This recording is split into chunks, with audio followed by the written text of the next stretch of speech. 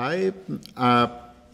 So my part will be about the Cold War, about Jerzy Giedroyc and exile Poles during the Cold War, after the Second World War. However, I want to talk with you about two manifestos, or two documents. One of, you have it, so one of the 1950, this is Manifesto of Congress for Cultural Freedom, so Paris Kultura, so this journal of Polish exile exilanten, so the Jerzy Giedroyc and others were at this Congress present. And the second declaration, second document is declaration on the Ukraine issue. This is from 1977. This was the declaration signed by not only by Polish immigrants but also by immigrants from other countries, as also by Russian immigrants, so Russian dissidents.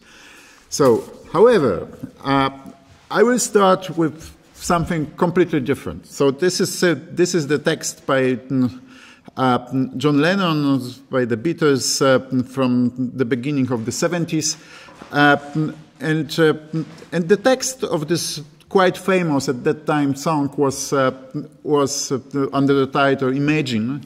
So that went like follows. So imagine there is no countries. It isn't hard to do, nothing to kill or die for, and no religion too. Imagine all the people living life in peace. So I would like to ask you, so what about your response to this particular text?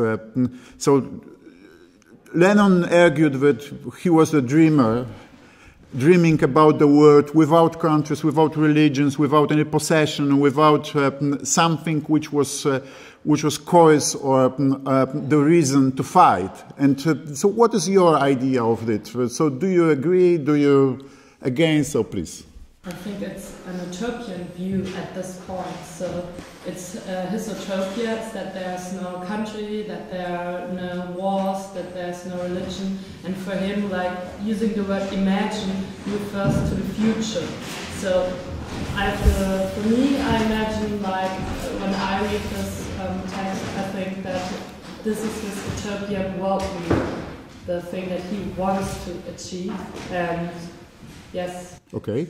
So, any other? So, like, dystopian idea always struck me as a dystopian, because a world without anything to believe in is kind of dystopian, kind of. So, you like it or not? No. No. Okay. So, dystopian you don't like. So, do any other voice, please? I would say there is something you believe, because in this idea you believe in peace and freedom and no ideology, no religion. So I think also it's utopia. But yeah, I think there's something. You're saying it's a bit contradictory, because he says he says there's nothing to believe in initially because of any conflict, but still in the end he has an idea he believes in. Yeah. Okay. But to abolish countries and borders, he needs to start a war or something, or he needs to negotiate with other countries. So like, there's no, he didn't write how he wants to achieve this state. So like this is also interesting. How would all countries suddenly, like it sounds a bit like a communist idea. It reminds me of Soviet Union. So it's a bit traumatizing. Okay. So any other? I was thinking about this for me very striking document about human rights, like refugees fleeing actually, being stuck in the Mediterranean, and then the problem of rights. They are somehow stateless, they have no nationality, and this is actually the moment where the universal human rights should kick in, should work. But actually, that's the problem, why the human rights don't work. So without subjectivity, without political subjectivity, without actually belonging to a certain state, like there's no way to deal with it. It's a kind of like aporia from having no countries. So there's no, like in this universalism, there would be no kind of way to execute actually all those ideals, those laws, those things we are dreaming about. Okay, so the idea was that there, according to Lennon, so at that time, so was possible to achieve such a brotherhood of men. So, but only if we resign, if we avoid on certain, so on such possession as countries, as religions, and so on, and something which we can argue for, yes, and or argue about. But so I think this is quite controversial, in fact, but also quite famous at that time, the song. But so thank you for your opinions. But now I would like to go a step further. So and ask, so what influence our thinking, our rationality? If we are thinking about the world, about what is important for us, and I think so we can distinguish between three possible way of thinking.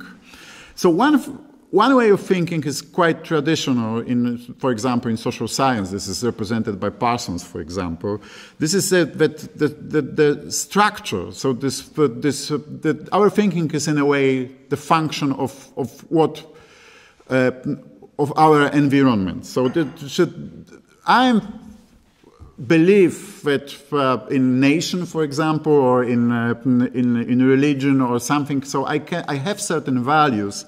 Because I was at school, so it was because of my mother or my father told me, so because of my culture, so and because maybe of the Polish culture of some of you, so because of the Ukrainian culture or German culture, so there's a certain tradition, and we think what we learned, so more or less in the youth, yes, and okay. So this our upbringing give us what we think. The second option is to say, okay, so so we are completely rational. So this is actually also quite an influential way of thinking in social sciences. So so this is rational choice theories say, okay, so people are rational and they think what they think is useful for them. I think, okay, so this is something which is this is my choice. I have the possibility. I am able to decide what is rational for me. And this is something which is, okay, so don't worry about your school, your upbringing, about your religion, about your lessons you took, your tradition, culture. So more or less, we can explain what people do only basing on rational models. Okay, so this is something which is rational for Putin, rational for Zelensky, rational for Duda, for Scholz, for other elites or other people, other nations. So they do what they think it's rational for them. And then we have the third way of thinking about it. I would say this is the pragmatist way. So this is the tradition represented, for example, by Joe Dewey and this pragmatist school of thinking. So this is something which is that we have, the people have some aims in view. I mean that they acquire some knowledge or some situational knowledge about values. Values are not given ad hoc, a priori, so from the very beginning, that, as for example Parsons said, that okay, so this is something which is my value. So I think that the freedom is very, very important. But Parsons would say that we know that freedom is important or peace is important because we learned it in school, because we heard it from our parents. Someone told us in a young age that this is something important, or maybe at university. Some people learn also in old age, I agree, but this is something which is taught by this school. So this is value from the educational system, from our upbringing, from our environment, from the structure. But this way, this third way of thinking about it is that people situationally gain some knowledge. What are their values they value? So, for example, people are for example, dissidents in the time of communism in Poland were in prison.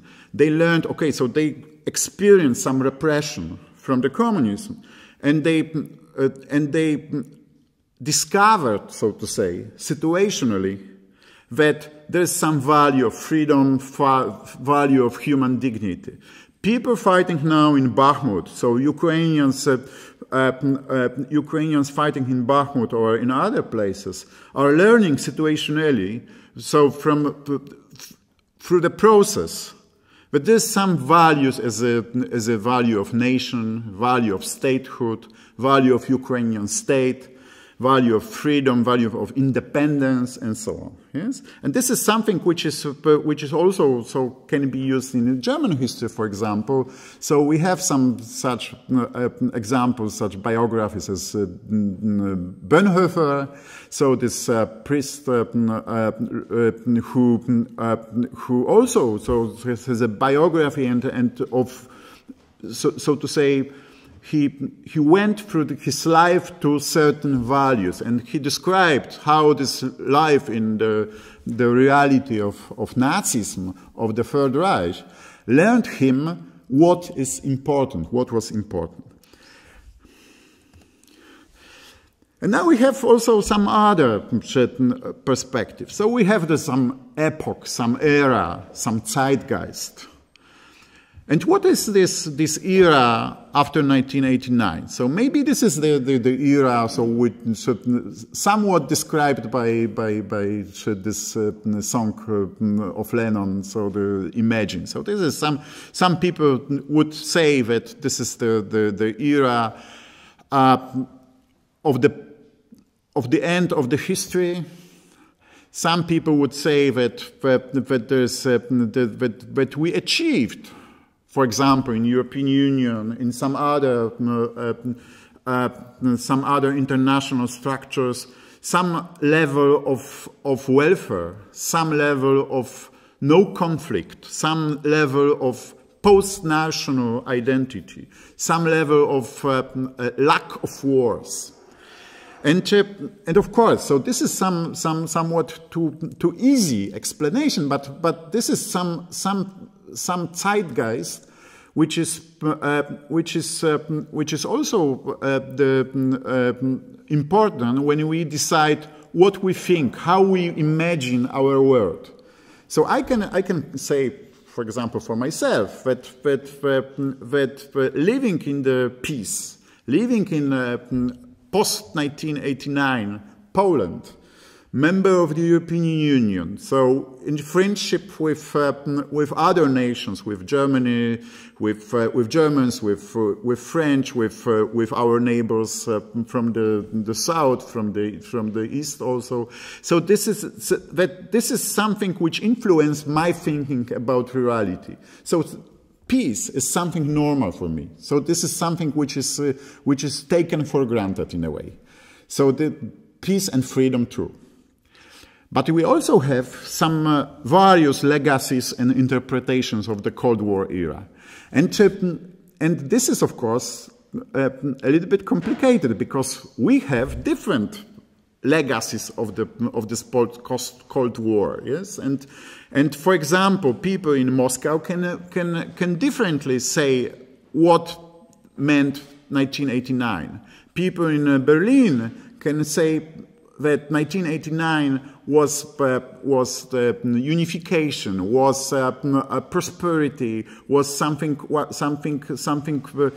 really good. Probably people in Poland say the same, yes. And okay, this is something which is the meaning of 1989 is probably in most cases very, very positive. But it doesn't mean that there is no controversy. So people can argue, for example, so was 1989 liberal revolution, or was what happened to the post-Soviet space? Post-Soviet space gives not enough agency for people or nations like Ukrainians.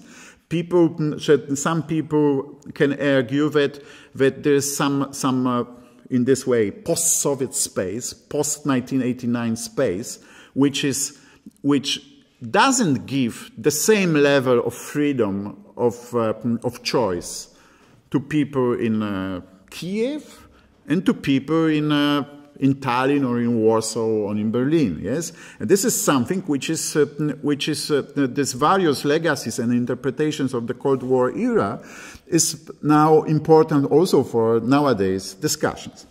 And now I can go to these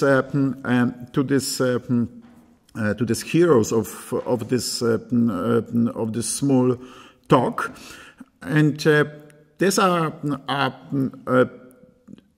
in this picture. There is the Jerzy Giedroyc. Jerzy Giedroyc is the first on the right. In the middle, there is the Józef Czapski.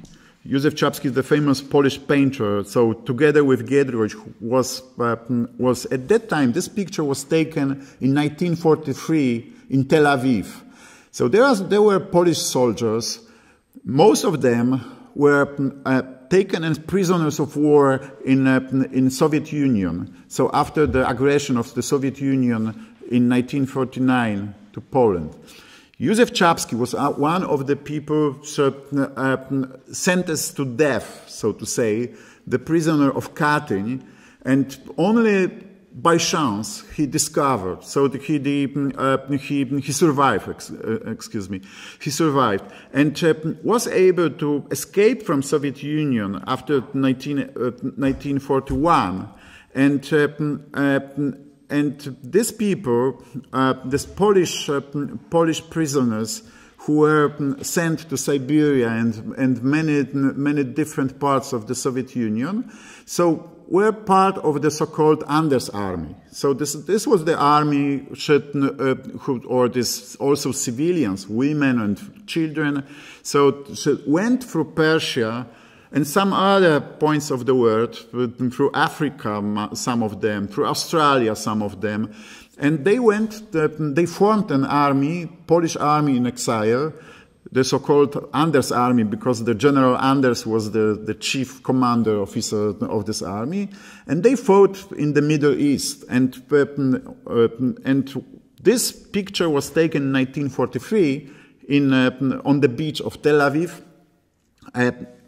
Jerzy Giedroyc was one of this generation experienced by the Second World War, and after the war, they decided to stay in the West because in Poland there was the communists took power, and the Soviet Union had the influence of how this system in Poland looked like, and they stayed in the West, and firstly in Rome. And then in Paris, they founded an exile journal, Cultura. It was the journal which was slightly mastered after they followed the example by Herzen. Herzen had an exile journal, Kołoko, the Bell, so much earlier. And Giedroyc was of the opinion that culture, that the word has a power, that the publishing of the Polish writers or publishing the articles of declarations or generally in the sphere of culture lies the political power. And they founded Cultura, so under the title, the journal has the title Culture, Cultura. But in fact, it was the political journal. And Jerzy Giedroyc and Józef Czapski were participants of the many initiatives during the Cold War, and among other things, in 1950 they were co-authors of the big anti-totalitarian meeting organized here in Berlin, in West Berlin, and at that time, that was the idea of the many, so I would say, displaced persons. Displaced in different ways. Because there were not only people from the Eastern Europe, like Giedroyc or Czapski, but also the people, but first of all, the people who were ideologically displaced in a way, because they were, for example, former communists who experienced that communism, the Stalinist version of communism, was something very, very wrong. And they decided to go this anti-totalitarian way. These people were, among others, Arthur Koestler, so the author of the book Darkness in the Noon, and they were also the Mary McCarthy, they were Ignazio Silone, many other people, and mostly from the anti-totalitarian left. And they decided to make a form of reaction for some tendencies and some campaigns from Moscow. Moscow at that time started to organize something like Congress of Peace and peace campaigns. So I mean, it was, for example, the very organized form of meeting of writers and intellectuals from under the umbrella of the Soviet Union. Meeting, for example, in the late 40s in Wrocław, in Poland, to claim that the Soviet Union had at that time the monopoly for peace. And that the Soviet Union won the war against Nazism and started to mobilize the intellectuals from around the world to form such a common front for peace. And of course, the peace was slightly instrumentalized in that case.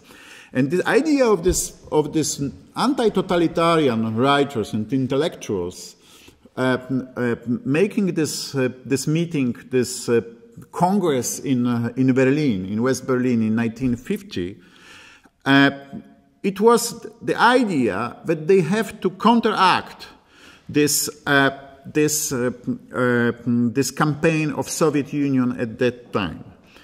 And they argued, for example, and you can see it in this document, you have printed it, the whole document, in several points, that the intellectual freedom is something fundamental, really fundamental, and freedom and peace are inseparable. And because it was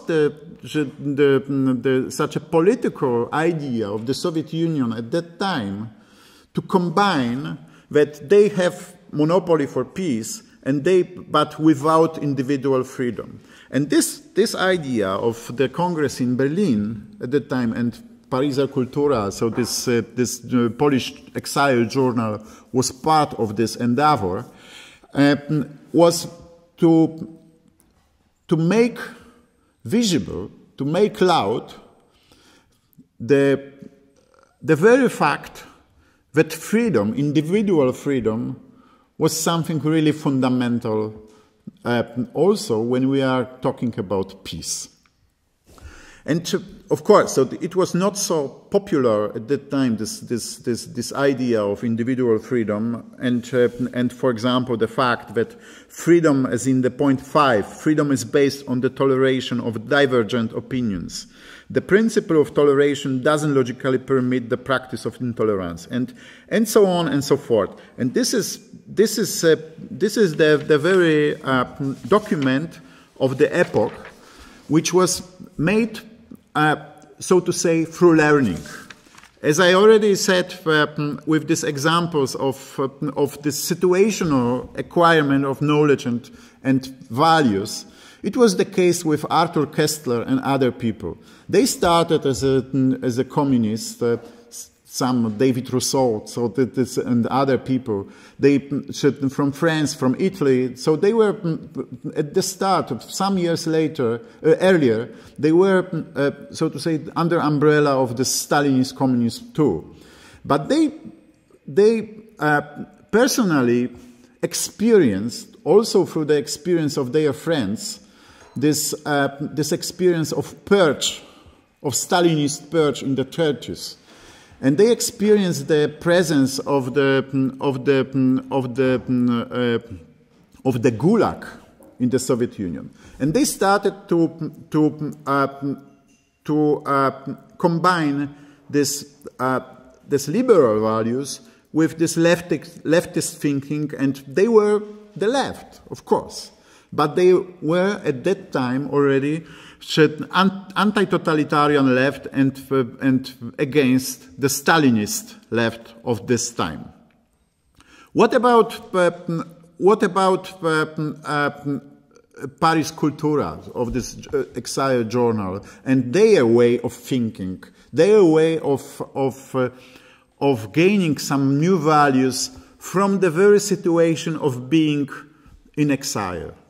And being after the war, they were former soldiers, and the whole life of this generation was covered in the experience of the Second World War.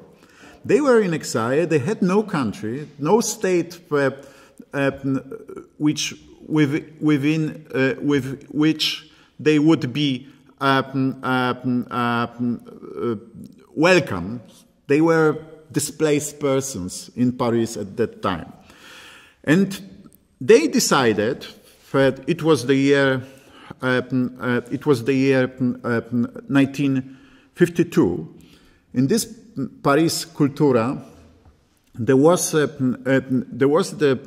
letter from a priest from South Africa, Polish priest from South Africa, also the migrant and refugee at that time, Józef Majewski. Majewski was the priest in Pretoria, in South Africa, and they sent a letter to Paris Cultura, and with such a powerful message that he argues that Poles in exile should agree that Lwów and Wilno, so two cities before the war which belonged to Poland, should be respectively belong to Lithuania and independent Lithuania, independent or to Ukrainians and Lithuanians. And this is part of this letter published in Kultura in 1952. Just as we Poles have a right to Wrocław, Szczecin, and Gdańsk, so the cities in the western Poland, which were previously part of Germany, so the Lithuanians justly demand Wilno and the Ukrainians Lwów. And let the Lithuanians, whose fate is worse than ours, they were at the Soviet Union at the time, take delight in their Wilno, and let the blue and yellow flag fly over Lwów. It was such a learning process at that time, and it was very, very controversial. So the people who were subscribers, the readers of the Kultura at that time, protested enormously. So because they were from this Lwów, from this Wilno, and they protested, why you publish such a bullshit? Why? Because Wilno is Polish, Lwów is Polish. And they know, Paris Cultura, so the Giedroyc and others, the editorial team, they wrote an editorial letter, editorial article in the next issue of Kultura at the beginning of 1953, that Poland, as a reaction for these angry letters from the readers, protesting against such a letter of Józef Majewski, of Majewski, of this priest, arguing that Lwów is Ukrainian. Poland can regain and maintain independence only within the framework of a federated European Union. We believe that membership of this future union is the right not only of nations with independent statehood prior to 1939, but also of the Ukrainians and Belarusians. In view of the present and future danger from Russian imperialism, it's a matter of the utmost importance for Poland that an independent Ukrainian state with membership in the Federated European Union should come into being. It was the year 1953, something which was avant the letters, something which was ahead of the time, and something which also was the very early voice for independence of Ukraine against Russian imperialism, and it ended in the 1970s in this declaration on the Ukraine issue. And if you take this second document, you can read the whole document. So this declaration on the Ukraine issue, and also the people who signed this letter. So the main actor behind this idea of this declaration was Jerzy Giedroyc, this editor-in-chief of Kultura, but he mobilized also the people from among the Russian dissidents of that time, very famous dissidents, Andrei Amalrik, Vladimir Bukovsky, for example, Natalia Gorbanevska. So they were Russian dissidents, and some of them, so all of them at that time were also in exile. Then, of course, there were also some people from, so Vladimir Maximov, also from this diaspora, and but also from other diasporas, from other exiles, Pavel Tigrit, and also other editors of journals from other countries of the Soviet zone, being at that time in the West. This is something which is, I would say, also very. If we read it now, it's also we can find several topics or several notions which are quite common and quite well known in today's discourse also. So the concept of imperialism, the concept of colonialism, the concept of the decolonialization of the world, the concept of national minorities, so the very language is, I would say, from today, and not from 1970s. And I think this is something which I want to show you, because this experience of being in exile, this experience of going through the Second World War and being homeless, contributed to the development of the language and of the empathy of this milieu, of this particular exile journal, and the perfect combination of ideas and action. I think so. The Jerzy Giedroyc was the man of the word, of course. So he was able. He did manage to write beautiful words. But also, he did manage to organize such actions, to organize the support for such ideas, as I had ahead of time, and I think this is something which we have to remember now. And I would ask you now. So, what are your comments or remarks these two documents, maybe you can comment on it, and we can discuss it. So many thanks.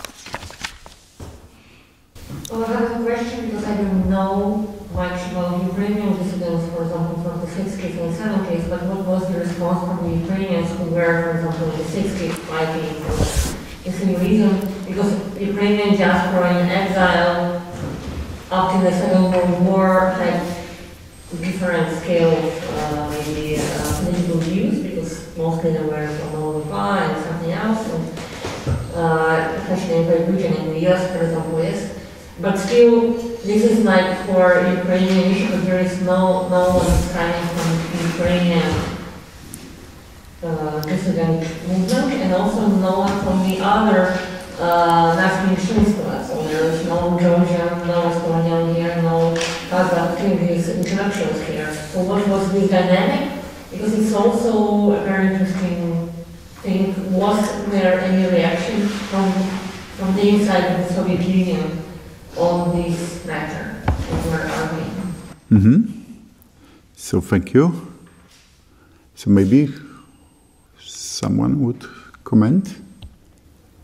On the document, there is a proposition to create Russians free of imperial ambitions, but there is no, like, so it means like create another image of Russia which will be more free, but it's, I don't see there like a position to split it, for example, or what is the strategy to free Russia instead of another name of that. Somebody?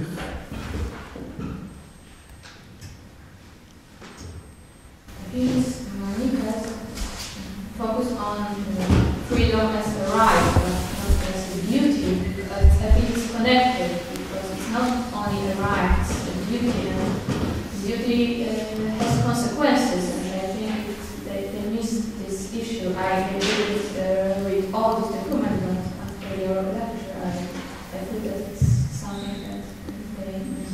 Could you say a little bit louder? Yeah, We're on an island. Okay.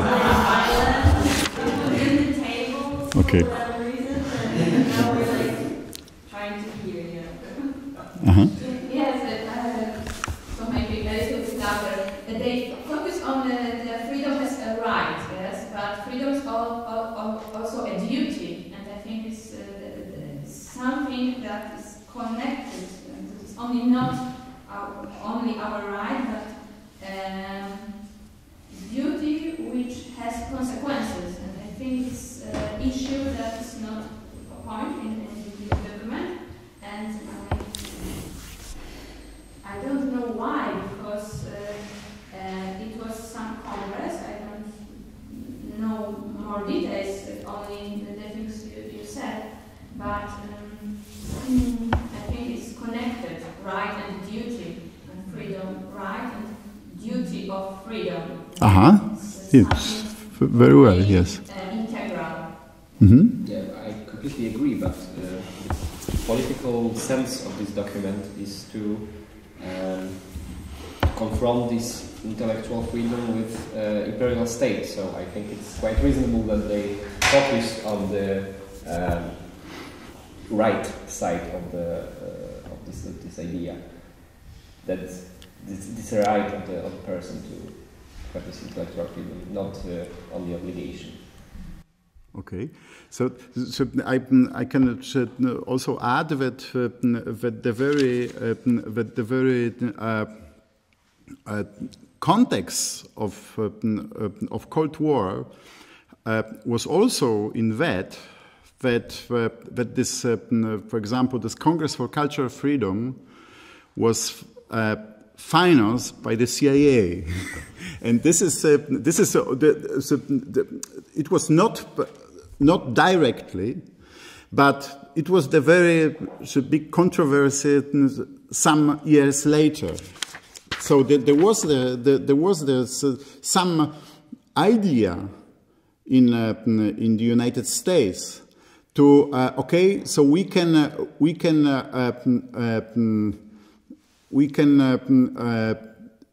make this fight against Soviet Union in the context of the Cold War through these intellectual channels and through the ways of such sophisticated manifestos. And of course, so it was not completely surprising because the very fact of that similar congresses were organized by the Soviet Union completely not undercover. I mean, that they were organized, okay, this is the political congress, this is the political role of the Soviet Union, we have such and such an opinion on that.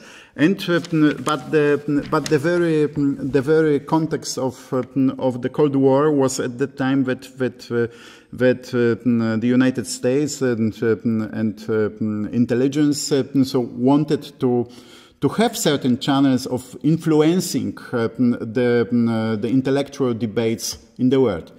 After many years, it was also continued through the so-called book program.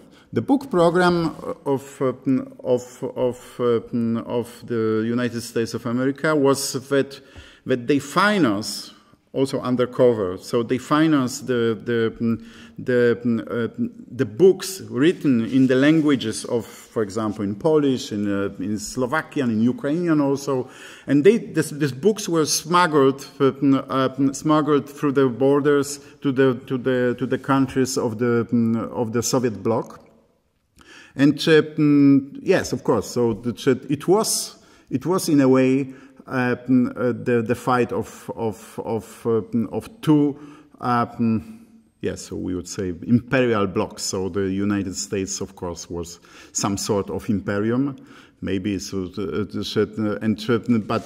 this is it was such a factual context of this endeavor. Yeah, I can add something to the wording of the document, if the time allows. I think it's very universal. I think it's also made on purpose. There are no names. You can read it as a pro-democratic manifesto at the very same time, anti-Soviet manifesto at the very same time. Also a reminder that that if you are neutral, indifferent to the evils, you are almost like also responsible for those evils. So, and sometimes it almost reads like the U.S. Declaration of Independence. So, if you take, we hold this truth, we discussed about it, and it's almost like exact same wording from the beginning. So, I wonder how much influence on this document had, on the writings of the U.S. philosophers. Mm-hmm.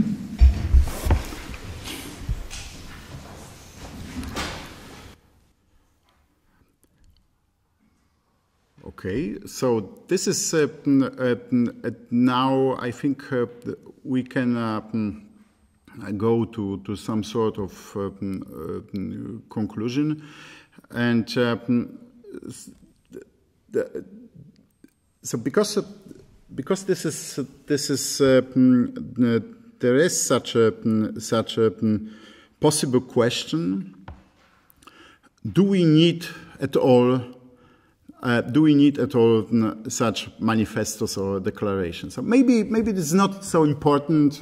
It's also only important for some small niches of writers, of intellectuals, and so on. But this is the question, the more general question about the role of public intellectuals also now. Yes, and do you think, for example, that some sort of intellectual manifesto or some sort of words are needed now? And if you so because one can say that what we observe in Russia, for example, now is some sort of post-totalitarianism. So I mean that some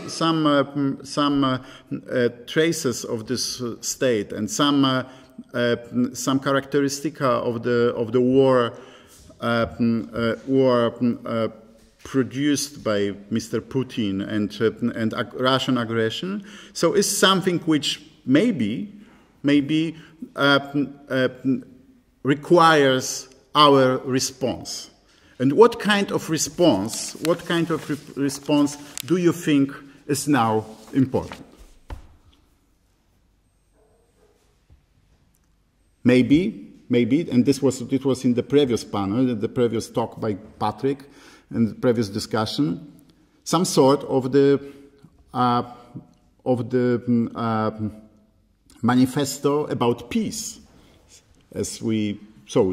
I think in German public, in German Öffentlichkeit, in German public sphere, there were several such public letters or with many famous signatures. So what kind of letter you would sign? I'm just thinking about the notion of authority. Who owns the story? Who owns the manifest? Who is that person or institution? Because we have many words, and words are important. But when someone talks, we want to look at the background, we want to look at the actions, because the person's or institutional experience actually proves the point, whether what someone does is expressed in his values. So if we look at Russia, who's speaking about peace, we look at the history, we look at the society, and we check this. Like, this is like a reality check for me. So does Russia actually have right to speak about peace if the deeds and if what the state and the head of the state does to other nations? So it's just, you know, that's what makes me think. Because there are manifests, these are good. They spark a discussion, and they make people with different values talk and exchange ideas and find the right notions. But also, who's behind the story is also important. Okay. Somebody else? What is next after this manifesto? Does someone do something? Does someone, I don't know, expand academic programs from the Russian century to someone else? Does someone, I don't know, invite more diverse curators and programs and teachers in the schools? For example, or we should do just, the manifesto is a very powerful thing, it's a performative act of doing something, yes, but what is like call for action, right? Well, you can call for whatever we want, yes, but doing these actions, yes, and maybe this is maybe when I feel a little bit frailed by this international community. Also in Ukraine we have a big conversation about everything, obviously it's Ukraine. But what do we do next? And do we, for example, does these discussions really mean something, or do they just fade into nothing? So this is what I think we could talk really about. Does this discourse, is it productive? Okay. The authors of the manifesto are important, but also to whom is it addressed in current conditions. So, like in this manifesto, like the last point is that we address this manifesto to all men who are trying to regain those liberties, etc. But it was also mentioned that it's also addressed to the totalitarian regimes. And then the question is, if it, like, I think that the main part of the current manifesto would be the main point that peace is not a matter of negotiation. And then the question is, to whom we are addressing it, if it's Western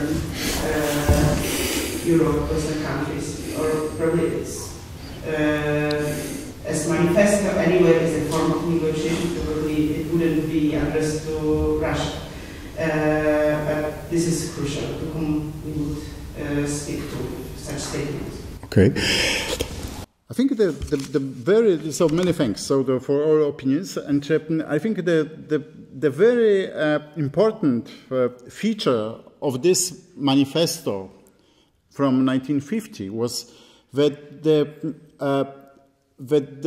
people behind this manifesto were very, very pluralistic. I mean, but they were, probably they would completely not agree on many, many issues. Yes? And so, okay, they were from many countries, so some of them were, so to say, Christian Democrats, some of them were leftists, some of them had so completely different experiences. And what is it? This manifesto was at that time, so so to say, such a liberal consensus. So that it was such a liberal anti-totalitarian consensus. So we need, maybe, just maybe, so we need also now such an anti-totalitarian consensus. I mean that if we see some dangerous trends in, for example, so as we see it in this war of aggression, so we need maybe again such an anti-totalitarian consensus. And so with combining people from many experiences, from many countries, and from different perspectives. I think also what we can see here is in both documents. So because in the second document, these people also were on many pages not on the same page. I mean that in many issues, so the dissidents from different countries of the Soviet bloc were completely, so wouldn't agree on that. And what is probably very important in assessment of both documents is that we can see not only this very broad consensus, but also very important imagination. I think so. I said that this document was something ahead of time, but this is something which is also also for any artist, for any intellectual, really important. So to have such an imagination who enable us to think about things which are, okay, so maybe not imaginable in 2 years, maybe not imaginable in 10 or 15 or 20 years, but so the language of the, so as in 1950s in Paris Cultura, so the language of the European Union, the language of about the idea of the independence of Ukraine, and the language of federation of nations, European nations, something which required at that time as of really imagination, and I think this is something which is just a part of any other things. So what kind of job, professional job we do, is really important. I think this way of imagination, and it was something which enabled Jerzy Giedroyc to be, in fact, ahead of his time.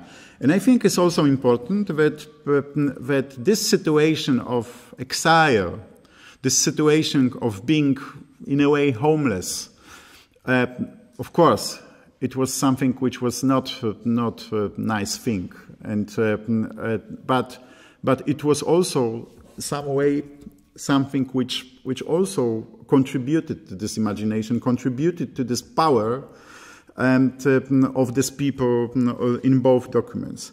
What is I think really important too is that these people, and I'm going back to this question related to this song by Lennon, and this song was also about the situation that we have nothing to die for, and I think it was something which was also important for Giedroyc and other people from this generation of this soldier of the Second World War, that they really have something something to die for. I mean, so this is metaphorically, yes, and of course, I don't know. So what were really wanted to die for, but the writings of these people and also the very powerful energy they had was related to that they had, in fact, these ideas and notions. They were really, really important for them. So, and the notion of freedom, the notion of